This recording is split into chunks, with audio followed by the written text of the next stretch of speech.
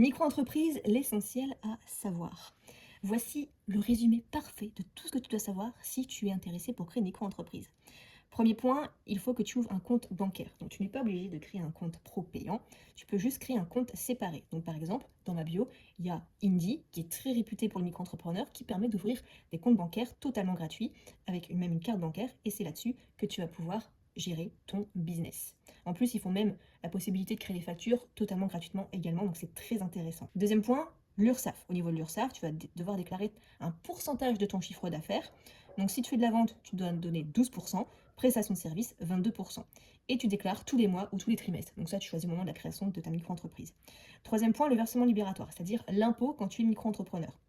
Donc je te conseille pas forcément, si tu n'es pas marié, tu n'as pas d'enfant, tu as un petit chiffre d'affaires, c'est pas forcément la meilleure option. Par contre, si ton foyer fiscal a de grands risques d'être imposé et que tu as un gros chiffre d'affaires, là je te le conseille plutôt.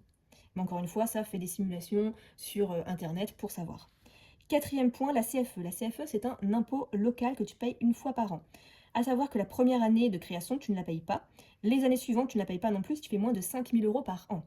Sinon, la CFE, elle coûte quand même entre 200 et 1000 euros par an, selon ton chiffre d'affaires et ta ville. À savoir que, par exemple, Paris, c'est le taux le moins cher, c'est à 16%, je crois, et à Bordeaux, c'est le taux le plus cher, on est aux alentours de 32%, il me semble.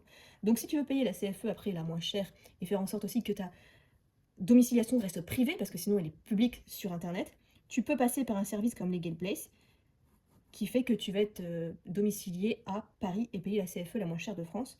Donc il y a un lien dans ma bio, le code c'est Nina15 et tu as le droit à moins 15%. Cinquième point, le livre des recettes qui est obligatoire. Donc dans ce livre de recettes, c'est soit au format papier, donc tu peux acheter des carnets sur Amazon, soit au format numérique. Dessus tu notes la date, le client, le montant et le moyen de paiement. Donc c'est soit carnet, soit numérique, et par exemple le service comme Indie, qui est aussi dans ma bio, permet de le faire. Sixième point, la domiciliation. Donc, la domiciliation, comme je disais, soit tu peux le faire chez toi à ton adresse perso, mais tout le monde va le voir si tu as ton nom et ton prénom. Donc, si tu as un client mécontent, c'est compliqué. Soit tu passes par un service de domiciliation comme Legal Place, et pareil, le lien se trouvera dans ma bio. Donc, c'est 17 euros par mois. Et ils scannent tout ton courrier. Et c'est bien aussi si tu déménages souvent, comme ça, tu n'as pas à chaque fois à changer tes adresses par rapport à ta micro-entreprise. Et enfin, dernier point, pour fermer une micro-entreprise, c'est assez simple aussi, hein.